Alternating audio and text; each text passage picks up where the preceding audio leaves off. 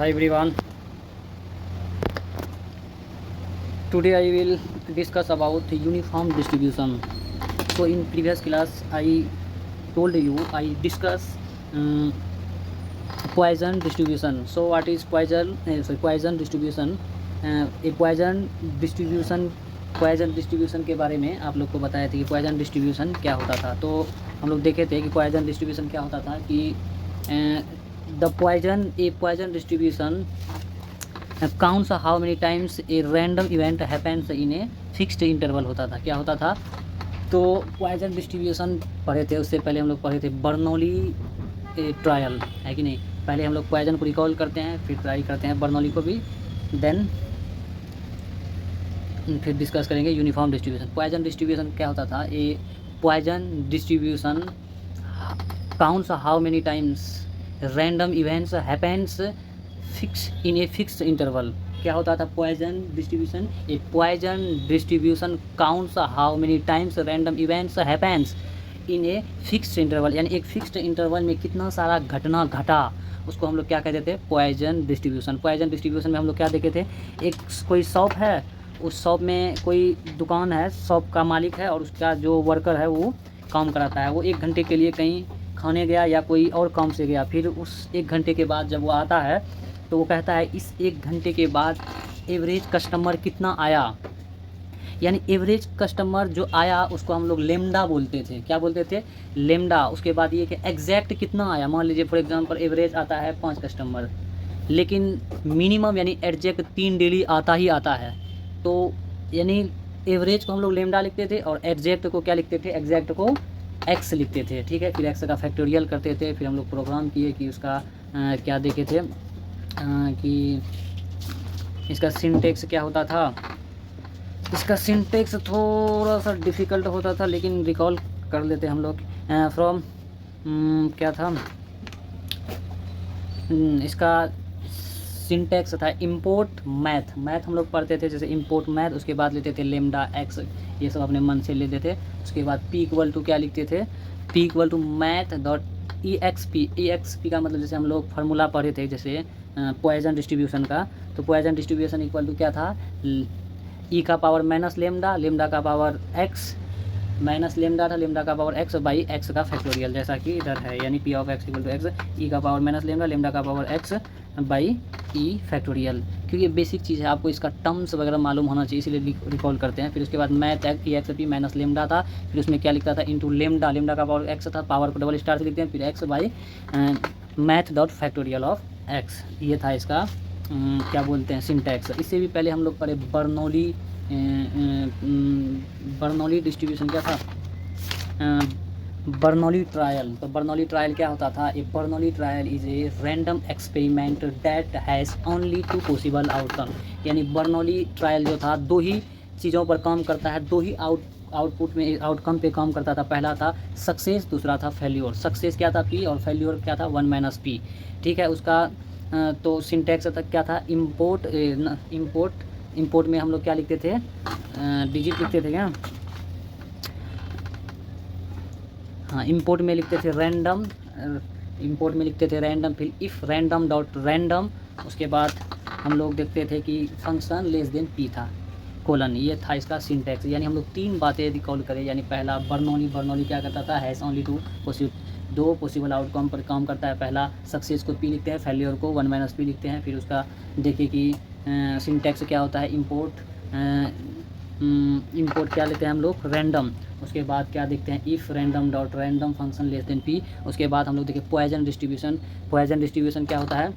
ये Poisson distribution counts how many times random event happens in a fixed interval, यानी fixed interval में कितना सारा घटना घटा, इसी को हम लोग क्या कहते हैं? Poisson distribution. पॉइजन डिस्ट्रीब्यूशन किसके? यानी एक इंटरवल के बीच कितना घटना घटा। यानी ये आपको याद रखना है कि बर्नौली क्या करता है? बर्नौली 2 ही प्रोबेबिलिटी पे काम करता है, फेल्योर सक्सेस, और पॉइजन डिस्ट्रीब्यूशन क्या करता है? यानी एक इंटरवल में कितना सारा घटना घटा वो याद, यानी कहानी इसका थोड़ा बहुत याद रखना है। Counts how many times random event happens in a fixed interval. यानी फिक्स्ड इंटरवल में कितना सारा घटना घटा, इसी को क्या कहते थे हम लोग, पॉइजन डिस्ट्रीब्यूशन। इसका बहुत कन्फ्यूजन होता है, हम खुद भूल जाते हैं, देखते हैं, हम भी खुद पलट के देख लेते हैं, सबसे होता है, लेकिन आप जुड़े रहिए, हम लोग प्रैक्टिस करेंगे, मिल के अच्छा करेंगे, ठीक है। अब हम लोग समझते हैं कि यूनिफॉर्म डिस्ट्रीब्यूशन क्या होता है। Uniform distribution is the probability distribution in which every possible value has equal probability of occurring. पकड़ में आया नहीं। Uniform distribution means every possible outcome has the same chance of occurring. कहने का मतलब है कोई भी प्रोबेबिलिटी होगा उसका सेम डिस्ट्रीब्यूशन करेगा, इसी को क्या कहेंगे, यूनिफॉर्म डिस्ट्रीब्यूशन। सीधा बात समझिए, कोई भी प्रोबेबिलिटी निकलेगा उसका सेम डिस्ट्रीब्यूशन, जैसा कि हम लोग देखे थे डिस्क्रीट में। तो जैसे मान लीजिए एक कॉइन उछलता है,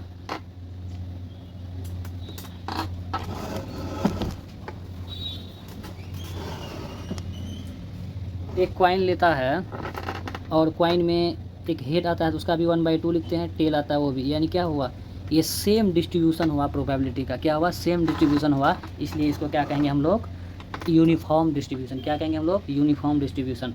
मान लीजिए एक डाइस है,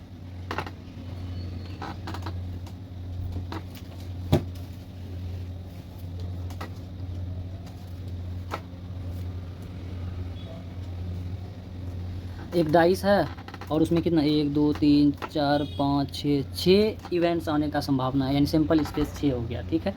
तो इसमें से कोई बोलेगा 3 आया तो 1/6, कोई बोलेगा 2 आएगा तो 1/6। 2/6 नहीं करेंगे क्योंकि एक ही घटना के बारे में बोल रहा है, इसमें कन्फ्यूजन अक्सर होता है, इसलिए हम बोलते हैं कि बोलेगा 5 आने का 5/6 नहीं लिखेंगे, एक घटना के बारे में बोल रहा है तो 1/6 लिखेंगे। तो यानी सेम डिस्ट्रीब्यूशन होता है, क्या होता है, सेम डिस्ट्रीब्यूशन होता है, इसलिए इसको क्या कहेंगे, यूनिफॉर्म डिस्ट्रीब्यूशन। समझ में आया। आपको याद कैसे रखना है, यूनिफॉर्म डिस्ट्रीब्यूशन मीन्स इक्वल और सेम। क्या होता है ये यूनिफॉर्म डिस्ट्रीब्यूशन, इक्वल और सेम। यूनिफॉर्म डिस्ट्रीब्यूशन क्या होता है, कोई भी अगर कहेगा तो इसको एक लाइन में जवाब देना, क्या देंगे, इक्वल और सेम को ही हम लोग क्या बोलेंगे, यूनिफॉर्म मीन्स इक्वल और सेम, यानी इक्वल और सेम डिस्ट्रीब्यूशन को ही हम लोग क्या कहेंगे, uniform distribution. It is equal and same is called uniform distribution. Equal and same क्या लिए याद रखेंगे, equal and same, uniform means equal and same. उसी तरह हम लोग चलते हैं, व्हेन ए फेयर डाइस, एक एग्जांपल लिए कि एक डाइस लिया है, उसमें 1 2 3 4 5 6 इतना सारा, जैसा कि हम दिखाए, इतना सारा क्या सिंपल स्पेस है मेरे पास। अब कोई बोलेगा 6 ना, 6/6 नहीं लिखेंगे, 1/6 लिखेंगे, यानी 6 आदमी 6 तरह का बात बोला, छुओं को इक्वल, क्या ये सब क्या है, इक्वल, इक्वल या क्या है, सेम। इक्वल बोले या सेम, क्या है, इक्वल और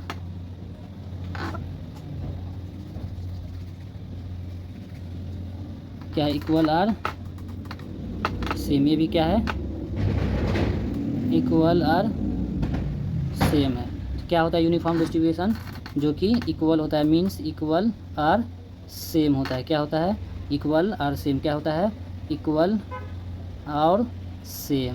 तो समझ में आया क्या कि यूनिफॉर्म डिस्ट्रीब्यूशन किसको कहते हैं, जो इक्वल और सेम होगा उसको यूनिफॉर्म डिस्ट्रीब्यूशन कहते हैं। इतना तो समझ आपके अंदर पैदा कर दिए हैं, ठीक है।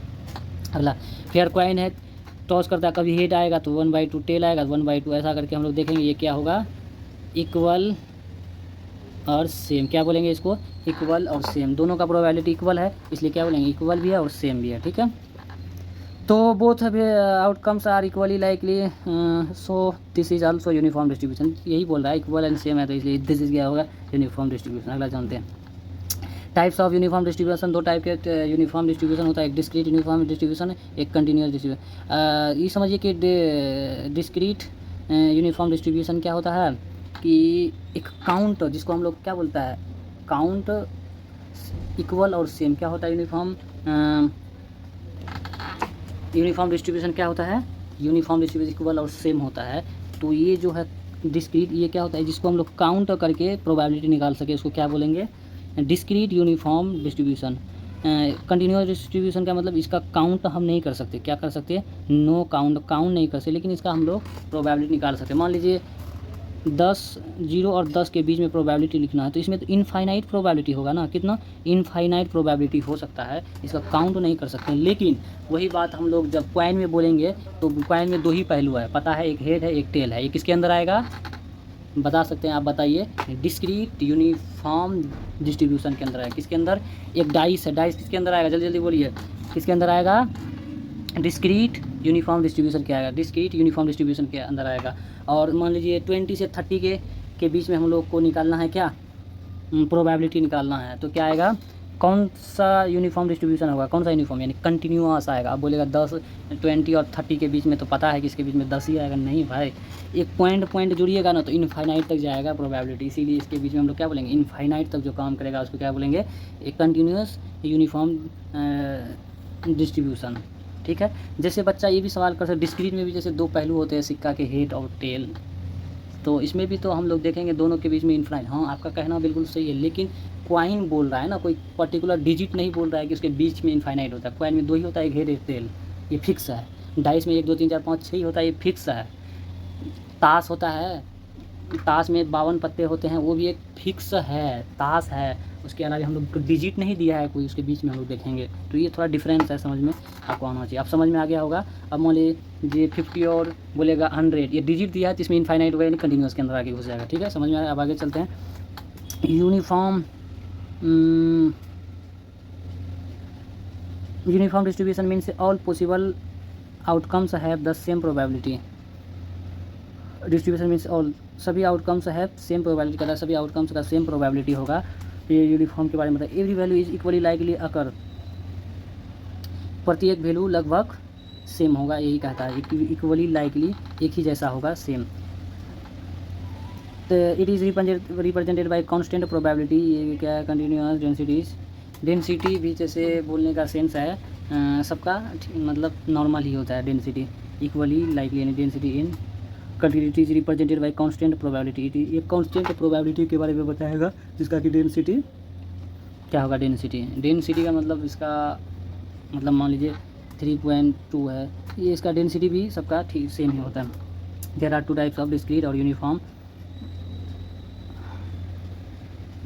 डिस्क्रीट यूनिफॉर्म डिस्ट्रीब्यूशन कंटिन्यूस, ये डिस्क्रीट दिमाग ख़राब करके रख देता है। तो यूनिफॉर्म डिस्ट्रीब्यूशन क्या होता है, इक्वल और क्या होता है, सेम होता है।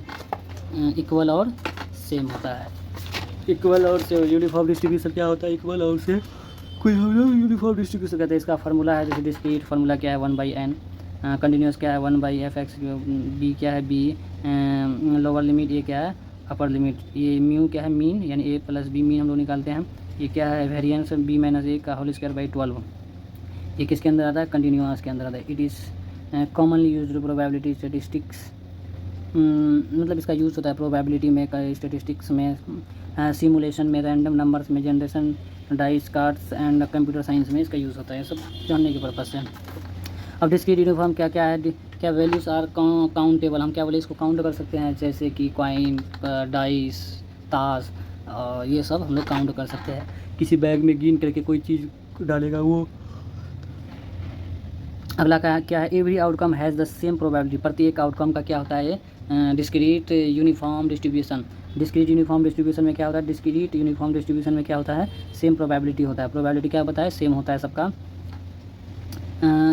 Discrete uniform distribution, discrete uniform distribution, discrete uniform distribution. Total probability is always 1, सबका प्रोबेबिलिटी ऑलवेज 1 होता है, चाहे डिस्क्रीट हो या कंटिन्यूअस, सबको जोड़ करके एक ही होगा प्रोबेबिलिटी। ठीक है, तो टोटल प्रोबेबिलिटी इज ऑलवेज 1 होगा, यानी डिस्क्रीट यूनिफॉर्म डिस्ट्रीब्यूशन। क्योंकि अब ये डिस्क्रीट यूनिफॉर्म डिस्ट्रीब्यूशन अच्छा से मुंह में नहीं आ रहा है, इसका मतलब हम भूलेंगे, ये तो फिक्स है, भूलेंगे ही। कल यही डिफिनेशन जहन में नहीं आएगा कि इसको इक्वल और सेम होता है कि नहीं, क्योंकि अब ये मुंह में जल्दी नहीं आ रहा है, क्योंकि बार बार बोलना है फिर भी नहीं आ रहा है, इसका मतलब भूलेंगे हम लोग। Used for fair dice, fair coins, cards and, इसका यूज़ किया जाता है, यानी डिस्क्रीट यूनिफॉर्म डिस्ट्रीब्यूशन का यूज़ किस में किया जाता है, डाइस में, फेयर कॉइन्स में, कार्ड्स में इसका यूज़ किया जाता है। कार्ड के बारे में बताया, लॉटरी से किया जाता है। Discrete uniform distribution, continuous uniform distribution, values lies within continuous interval, एक इंटरवल के बीच में आता है, जैसे 0 से 10, 20 30 के बीच में, यानी इंटरवल के बीच में हम लोग इसका प्रोबेबिलिटी निकालते हैं। Every value in the interval has equal probability density, सभी इंटरवल, एवरी वैल्यू, सभी वैल्यू जो होता है इंटरवल में सेम प्रोबेबिलिटी का होता है, ये कहने का sense. Values can be decimal fraction, यानी इसका वैल्यू डेसिमल फ्रैक्शन भी होता है, ज़्यादातर पॉइंट में आपको मिलेगा। एक पहचान ये भी कर सकते हैं, कंटिन्यूअस का जो कंटिन्यूअस यूनिफॉर्म डिस्ट्रीब्यूशन का जो वैल्यू होगा वो हमेशा पॉइंट में आएगा। कंटिन्यूअस यूनिफॉर्म डिस्ट्रीब्यूशन का जो प्रोबेबिलिटी होगा ज़्यादातर पॉइंट में आएगा, डेसिमल में आएगा, फ्रैक्शन में आएगा। ठीक है, तो समझ में आ गया कि कंटिन्यूअस यूनिफॉर्म डिस्ट्रीब्यूशन का ज़्यादातर प्रोबेबिलिटी पॉइंट में आएगा, डेसिमल में आएगा। ठीक है, और उसका भी आएगा, लेकिन ज़्यादातर इसका इसमें आएगा, हालांकि उसमें भी आएगा, डिस्क्रीट में भी लेकिन उसमें कोई इसका इंपॉर्टेंट पॉइंट में नहीं है मेंशन किया हुआ, ठीक है। अब हम लोग इसका थोड़ा बहुत इसका भी यूज़ कहाँ किया जाता है, डिस्टेंस में, टेम्परेचर में, टाइम में, हाइट एंड मेजरमेंट में किया जाता है, ठीक है। अब इंपोर्ट रैंडम, जैसे number random dot rand int, क्या इंटीजर 1 से 6 के बीच जब प्रिंट करेगा रैंडम नंबर्स नम करके, ये क्या आ जाएगा 1 से 6 के बीच में कोई भी प्रिंट कर देगा। आप अलग प्रोग्राम कीजिएगा तो आप में 5 कर देगा, 3 कर देगा, अलग अलग करेगा, यानी इसी के बीच में करेगा, ठीक है। तो आगे चलते हैं, इंपोर्ट रैंडम, फिर नंबर क्या है रैंडम डॉट, इसका जो सिंटैक्स है, इसका सिंटैक्स क्या बनेगा, तो इसका सिंटैक्स आप याद रखिएगा। पहले आप चलते हैं कि नहीं, जान लीजिए इंपोर्ट रैंडम, उसके बाद क्या याद रखना है, num equal to random dot random, उसके बाद इंट इंटीजर, उसके बाद क्या याद रखना, पैरेंथेसिस, पैरेंथेसिस यानी फंक्शन याद रखना है, उस फंक्शन के अंदर हम लोग ये लिखते हैं, ठीक है। यानी इसका सिंटैक्स क्या होगा, import random num equal to random dot rand int, उसके बाद जैसे 0 से 10 लीजिए, 10 से 20 लीजिए, वो आप पे डिपेंड, यानी फंक्शन। यानी इसको क्लियर कट में इसका देखें तो सिंटैक्स इंपोर्ट रैंडम क्या याद रखिए, num equal to random dot rand int, ये याद रखिए, ये दिखाई पड़ रहा है, यानी ये लाइन याद रखिए, import random num equal to random dot rand int मतलब इंटीजर लिखेंगे इसके बीच में, तो ये आपका प्रिंट होके आपके सामने आ जाएगा, ठीक है।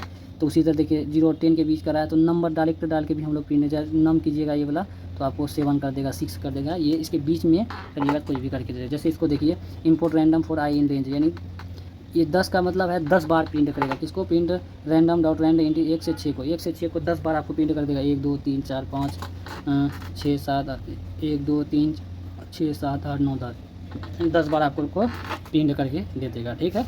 समझ में आ रहा है। उसी तरह क्या करेंगे, इंपोर्ट रैंडम कलर लेंगे, रेड ब्लू ग्रीन येलो करके एक हम लोग लिस्ट बना लिए, लिस्ट बनाया। उसी तरह क्या करें, प्रिंट रैंडम डॉट चॉइस, वहाँ जैसे रैंड इंट क्यों लेते थे, रैंड इंट इसलिए लेते थे कि हम लोग ब्रैकेट में क्या लिखते थे, इंटीजर वैल्यू लिखते थे, डिजिट लिखते थे, इसलिए रैंड इंट लेते हैं। तो रैंडम तो है ही, रैंडम पढ़ रहे हैं, तो आप लोग क्या पढ़ें, यूनिफॉर्म डिस्ट्रीब्यूशन, क्या है यूनिफॉर्म डिस्ट्रीब्यूशन। तो रैंड डॉट चॉइस कीजिएगा, कलर कोई भी कलर आपका प्रिंट हो जाएगा, फिक्स नहीं रेट, जो भी कलर इसको मन करेगा प्रिंट कर देगा, ठीक है। तो ये था इसका थोड़ा मोड़ा छोटा सा कहानी। तो इसको क्या याद रखना है, यूनिफॉर्म डिस्ट्रीब्यूशन को क्या याद रखना है, इक्वल और सेम, ये क्या होता है, इक्वल और सेम, ये क्या होता है, इक्वल और सेम। उसके बाद आपको बताया कि डिस्क्रीट क्या होता है, जिसको काउंटेबल जो होता है वो डिस्क्रीट होता है, कंटिन्यूस होता है, जिसको काउंट नहीं करते हैं अनकाउंटेबल होता है, इसको हम लोग क्या कहेंगे, कंटिन्यूअस कहेंगे, जो कि इनफाइनाइट के में होगा।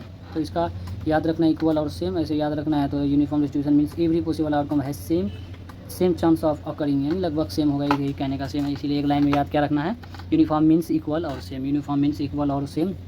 इसका एग्जांपल्स वगैरह आपको दिखाए तो आपको समझ में आया। अब इसका जो सिंटैक्स है वो क्या है, इंपोर्ट रैंडम, उसके बाद क्या नंबर यानी num equal to random dot rand int, जहाँ इंटीजर लेंगे तो इंट लिखेंगे, मान लीजिए वहाँ कलर लिए तो कलर लिखिए, रैंड डॉट कलर ब्रैकेट में कलर से कर देंगे, कलर में आप क्या प्रिंट करना चाह रहे हैं, तो कलर में कोई भी कलर कौन सा प्रिंट करा था ऐसे, चॉइस में कलर डालिए, कोई भी आपका प्रिंट होके दे देगा, तो वो आप पे डिपेंड करता है। रैंडम डॉट रैंड इंट, उसके बाद कोई भी डालिए अंक, वो उसके बीच में आपको प्रिंट करके दे देगा, प्रिंट लिखिए क्या करना चाह रहे हैं। तो हम लोग इससे पहले क्या पढ़े थे, पॉइजन डिस्ट्रीब्यूशन। पॉइजन डिस्ट्रीब्यूशन क्या होता था, पॉइजन डिस्ट्रीब्यूशन होता था कि पॉइजन डिस्ट्रीब्यूशन, यही तो पॉइजन है, ये पॉइजन बहुत कंफ्यूजन करता है, ध्यान में ही नहीं आता है।